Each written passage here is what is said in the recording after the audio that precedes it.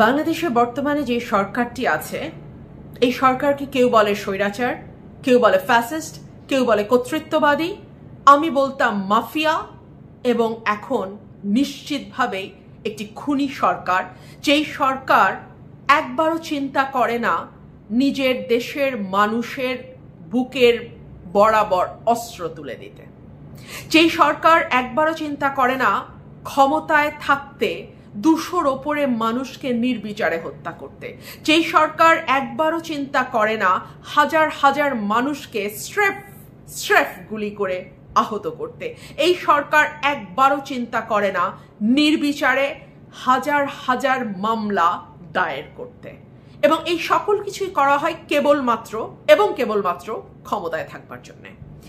আমি ভেবেছিলাম আমার এই চ্যানেলটি আমি আর কন্টিনিউ হয়তো করব না, আমি টেলিভিশনে রেগুলার কথা বলি, সুতরাং আমার কথা যারা শুনতে চান তারা টেলিভিশনেই শুনতে পারেন।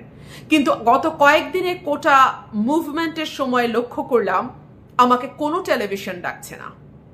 আজকেই আমাকে একটি বেসরকারি টেলিভিশন প্রথম আমন্ত্রণ জানালো এবং সেখানে গিয়ে আমি কথা বললাম, এবং তারপরে আমি ঠিক করলাম টেলিভিশনের এই সীমিত সময়ের মধ্যে বেঁধে দেওয়া প্রশ্নের মধ্যে এবং আমার সহ আলোচক কি বলছেন সেগুলোর উত্তর দিতে দিতেই আসলে সময় পার হয়ে যায়। এর বাইরেও আরো অনেক কথা থাকে, সেই কথাগুলো বলবার জন্যই আমি আবারও আমার রুমিন্স ভয়েসে কথা শুরু করছি। গত কয়েকদিনে বাংলাদেশে যা হয়েছে সেটি বাংলাদেশের জন্মের পর তো বটেই, পাকিস্তান আমলে কিংবা ব্রিটিশ পিরিয়ডেও কখনো হয় নাই। নির্বিচারে নিজের দেশের মানুষের ন্যায্য দাবি দমন করতে সরকার বিভৎসভাবে বল প্রয়োগ করেছে।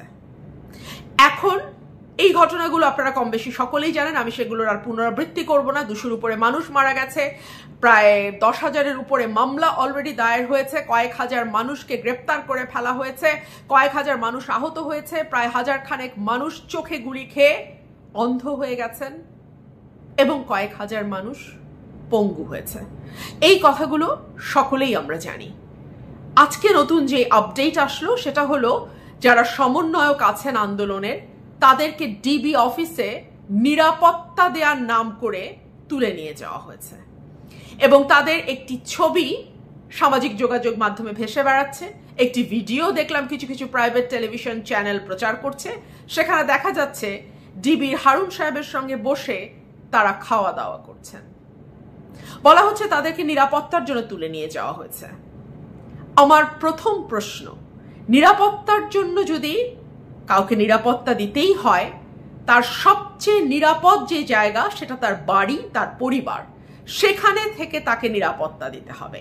1, 2 হচ্ছে যদি সে মনে করে তার পুলিশ এসকর্ট দরকার, পুলিশ পাহারা দরকার, তাহলে সেখানে তার বাড়ি, তার যাতায়াতের জায়গায় পুলিশ এসকর্ট দেওয়া যেতে পারে। কিন্তু যদি তাকে ডিবি কার্যালয়ে নিয়ে গিয়ে নিরাপত্তার নামে আটক করে রাখা হয়, সেটা তো স্রেফ আটক, এবং তাকে আপনি অবৈধভাবে বাংলাদেশের সংবিধান এবং আইনে যা বলা আছে তার বহির্ভূতভাবে আপনি তাকে আটক করেছেন। তাকে 24 ঘন্টার মধ্যে আপনাকে কোর্টে প্রডিউস করতে হবে। যাই হোক, এই হীরক রাজার দেশে আসলে আইন কানুন সংবিধান নিয়ে কথা বলবার কিছু নাই। এখানে সরকার যা চায়, ক্ষমতাসীনরা যা চায় সেটাই আইন, সেটাই সংবিধান। সুতরাং আমি সেই দিকেও যাচ্ছি না। এই যে সমন্বয়কদের ডিবি কার্যালয়ে তুলে নিয়ে যাওয়া হলো, সেখানে আমি দেখলাম তাদেরকে লাইন ধরে বসানো হয়েছে এবং একজন সমন্বয়ক একটি কাগজ দেখে দেখে পড়ছেন, যেখানে তিনি বলছেন অনেক প্রাণহানি হয়েছে, সার্বিক দিক বিবেচনায় তারা কর্মসূচি প্রত্যাহার করে নিচ্ছেন, আগামীতে তারা এখন এই মুহূর্তে আর কোনো কর্মসূচি দিচ্ছেন না। যেই ছেলেগুলো এত বড় আন্দোলন গড়ে তুলতে পারলো, যেই ছেলেগুলো আমরা দেখলাম মিডিয়ার সামনে অবলীলায় চমৎকারভাবে তাদের কথাগুলো গুছিয়ে বলছে, সেই ছেলেগুলোকে লাইন বাই লাইন স্ক্রিপ্টেড একটা লেখা পড়ানো হলো এবং সরকার মনে করছে যে মানুষ সেটা বিশ্বাস করবে।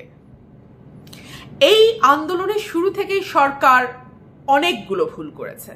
সরকারের প্রথম ভুল ছিল এটিকে মনে করা যে বিএনপি জামাত বা বিরোধী দলের আন্দোলন যেভাবে শক্তি দিয়ে দমন করা যায়, এই আন্দোলনকেও তারা সেভাবে দমন করতে পারবে। 2 হলো এই আন্দোলনটি শুরু থেকেই হ্যাঁ, কোটাকে সামনে নিয়ে আন্দোলন শুরু হয়েছে, কিন্তু এরপরে যখন এটি গণমানুষের আন্দোলনের রূপ নিয়েছে তখন কিন্তু এটি আর কোনো বিশেষ দল মত বা কোনো বিশেষ এজেন্ডা লক্ষ্য করে আন্দোলন হয়নি। প্রতিটি মানুষ, সাধারণ মানুষ তাদের দীর্ঘদিনের পুঞ্জীভূত ক্ষোভের কারণে এই আন্দোলনে যুক্ত হয়েছে। তারা দীর্ঘদিন নাগরিক হিসেবে একটা সেকেন্ড ক্লাস সিটিজেনের মতন বাংলাদেশে বাস করেছে।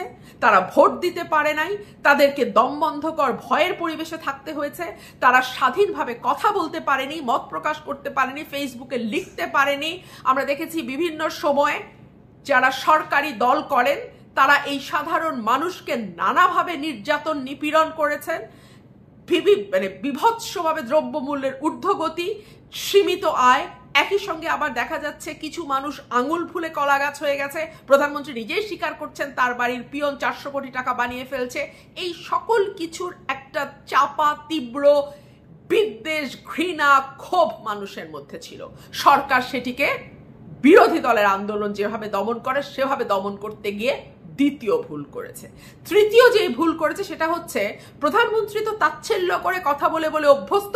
তিনি বিএনপি চেয়ারপারসনকে বলেন এতিমের টাকা মেরে খেয়েছে, তিনি ডক্টর মোহাম্মদ ইউনূসকে বলেন রক্তচোষা, সুদখোর।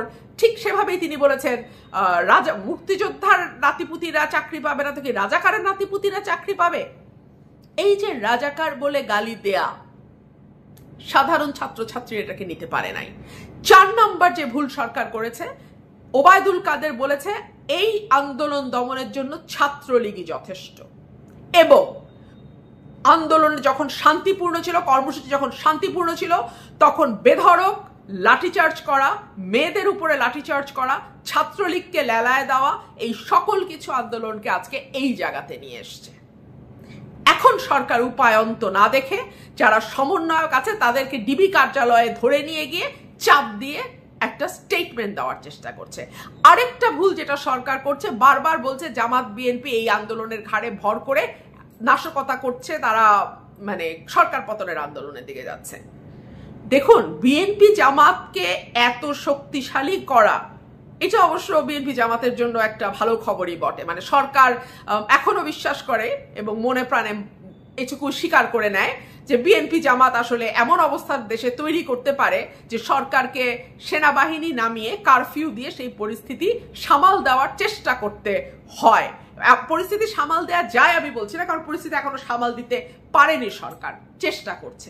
যাই হোক, যখন এই বিবৃতিটি গণমাধ্যমে আসলো, সমন্বয়কদের লিখিত স্ক্রিপ্টেড একটি নাটক আসলো গণমাধ্যমে, ঠিক তার 1 ঘন্টার মধ্যেই আমরা দেখলাম যেই সমন্বয়করা বাইরে আছে তারা স্পষ্ট ভাষায়, পরিষ্কার ভাষায় জানিয়ে দিয়েছে আন্দোলন থামছে না। বলা হয়েছে দাবি আদায় না হওয়া পর্যন্ত আন্দোলন চলবে। এই কথাটি বলে আমি ডেইলি স্টার থেকে পড়ছি। বলা হয়েছে সারা দেশে সোমবার ছাত্র জনতার বিক্ষোভ কর্মসূচি ও প্রতিবাদ সমাবেশের ঘোষণা করেছে বৈষম্য বিরোধী ছাত্র আন্দোলন। সেখানে রোববার রাতে বৈষম্য বিরোধী ছাত্র আন্দোলনের সমন্বয়ক আব্দুল কাদেরের গণমাধ্যমে পাঠানো বার্তায় জানানো হয়, সরকারের নিরাপত্তা বাহিনীর গুলিতে ও ছাত্রলীগের আক্রমণে নিহত শত শত শহীদের আত্মত্যাগ তিরস্কার করে ডিবি কার্যালয়ে বন্দুকের নলের মুখে জিম্মি করে সমন্বয়কদের মাধ্যমে জোরপূর্বক স্ক্রিপ্টেড বিবৃতি আদায়ের তীব্র নিন্দা এবং প্রতিবাদ জানায়। আমাদের দাবি আদায়ে আমরা অবিচল ছিলাম, আছি এবং থাকব। প্রিয় দেশবাসী ও ছাত্র সমাজ, বিগত কয়েকদিন যাবৎ গণহত্যা, গণগ্রেপ্তারের পর সরকার এখন এক নতুন নাটক তৈরি করেছে। বৈষম্য বিরোধী ছাত্র আন্দোলনের সমন্বয়কদের তুলে নিয়ে ডিবি কার্যালয়ে জিম্মি করে অস্ত্রের মুখে স্ক্রিপ্টেড বিবৃতি দিয়ে ছাত্র সমাজের দাবিগুলোর প্রতি সরকার চরম ধৃষ্টতা প্রদর্শন করেছে। আমি সরকারের ভুলগুলো নিয়ে বলছিলাম না, এই যে সমন্বয়কদের তুলে নিয়ে যাওয়া, তাদেরকে দিয়ে স্ক্রিপ্টেড কথা পড়ানো, মিথ্যা বয়ান তাদেরকে জোর করে দেয়া, এই সকল কিছুই সরকারের ভুলকে আরো বড় ভুলের দিকে নিয়ে যাচ্ছে এবং সরকারের নিজের পতন নিজে ত্বরান্বিত করছে। আমরা ইতিমধ্যে দেখেছি সমন্বয়কদেরকে কিভাবে এর আগে তুলে নিয়ে গিয়ে টর্চার করা হয়েছে। আমরা দেখেছি নাহিদ ইসলাম, তিনি নিজেও বয়ান দিয়েছেন, আমরা তার হাত পায়ের ছবি দেখেছি, তাকে কিভাবে পেটানো হয়েছে। আমরা ভিপি নূরকে দেখেছি রিমান্ডে নেওয়ার নামে ভিপি নূরকে কি বিভৎস নির্যাতন করা হয়েছে। এই ছবিগুলো, এই ভিডিওগুলো মানুষের মাথায় কিন্তু গেঁথে গেছে। হাইকোর্ট যতই নির্দেশ দেখ বিটিআরসি কে ভিডিও সরিয়ে ফেলার জন্য, মানুষের মগজে যেই ভিডিও বা যেই ছবির বার্তা গেছে সেটাকে আসলে হাইকোর্ট বা অন্য কোনো কোর্ট নির্দেশ দিয়ে কিভাবে সরাবে আমি জানি না। এই বিবৃতিতে আরো বলছে, শুধু তাই নয়, সারা দেশে রাষ্ট্রীয় বাহিনী ও ছাত্রলীগ সন্ত্রাসীদের হাতে নিহত শহীদদের পরিবারকে হুমকি ধামকি ভয়ভীতি দেখিয়ে আর্মড ফোর্সকে ব্যবহার করে ঢাকায় এনে সরকার তাদের থেকে মিথ্যা জবানবন্দি নেয়া ও সমস্ত দায় আন্দোলনকারীদের উপর চাপিয়ে শহীদের রক্তের সঙ্গে তামাশা করছে। আমরা দ্ব্যর্থহীন ভাষায় বলতে চাই, জীবনের শেষ নিঃশ্বাস পর্যন্ত ছাত্র সমাজ শহীদের রক্তের সঙ্গে বেইমানি করতে পারে না। বার্তায় আরো বলা হয়, দেশে কোটা সংস্কার আন্দোলনকে কেন্দ্র করে সরকার সাধারণ শিক্ষার্থীদের উপর নির্যাতনের স্টিম রোলার চালিয়ে যাচ্ছে। ব্যাপক হত্যাযজ্ঞের পর সরকার সারা দেশে রেড করে গণগ্রেপ্তার করছে। হাজার হাজার মামলা গ্রেপ্তার হচ্ছে। জানালার পাশে পড়ার সময় কোমলমতি শিশু সামিরকে হেলিকপ্টার থেকে গুলি করে হত্যা করা হয়েছে। প্রাইভেট বিশ্ববিদ্যালয়ের শিক্ষার্থীদের ওপর স্মরণকালের সবচেয়ে বড় বর্বরচিত হামলা চালানো হয়েছে। এমনকি স্কুল ও কলেজের কোমলমতি শিক্ষার্থীদের উপর নেক্কারজনক হামলা চালিয়ে অসংখ্য শিক্ষার্থীকে আহত, শহীদ করা হয়েছে। এই অবস্থায় আমরা কঠোর ভাষায় বলতে চাই, আমাদের দাবি আদায় না হওয়ার পূর্ব পর্যন্ত এই আন্দোলন চলবে।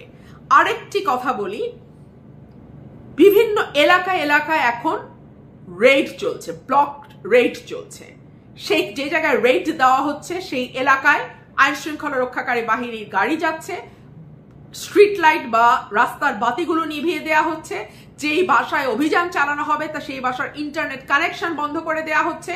এবং ঠিক 25শে মার্চ রাতে পাক হানাদার যেভাবে ঘরে ঘরে ঢুকে বাঙালি হত্যা করেছে, এই দেশের মানুষকে হত্যা করেছে, সেই একই কায়দায় আওয়ামী লীগ সরকার নিজের দেশের মানুষের বুকে গুলি চালাচ্ছে, গণগ্রেপ্তার করছে এবং যাচ্ছে তাই ভাবে তাচ্ছিল্য করে ছাত্রলীগ লেলিয়ে দিয়ে সাথে পুলিশ দিয়ে এবং বিজিবি নামিয়ে মনে করছে আন্দোলনকে স্তব্ধ করে দেয়া যাবে। এই যে ধরনের সরকার বাংলাদেশে গত কয়েক বছর ধরে আছে, তারা ক্ষমতায় থাকবার জন্য সবসময় বল প্রয়োগ বা শক্তি প্রয়োগকে মূল অস্ত্র হিসেবে ব্যবহার করে। তারা কখনো আলাপ আলোচনা বা সমাধানের দিকে যেতে চায় না। তারা মনে করে বল প্রয়োগ করে যে কোনো সমস্যার বা যে কোনো প্রতিবাদ স্তব্ধ করে দেয়া যায়। এইবার সরকারের হিসাবে ভুল হয়েছে। এর আগে যে আন্দোলনগুলো, দলীয় আন্দোলন যেগুলো ছিল, সেগুলোতে সাধারণ বা গণমানুষের সম্পৃক্ততা আজকের মতন তৈরি হয় নাই। সুতরাং সেগুলোকে তারা যেভাবে দমন করতে পেরেছে, এই আন্দোলনকে সেভাবে দমন করার পুরো স্ট্র্যাটেজিটাই ভুল এবং এই স্ট্র্যাটেজি সরকারের নিজের পতন নিজেই ডেকে আনবে।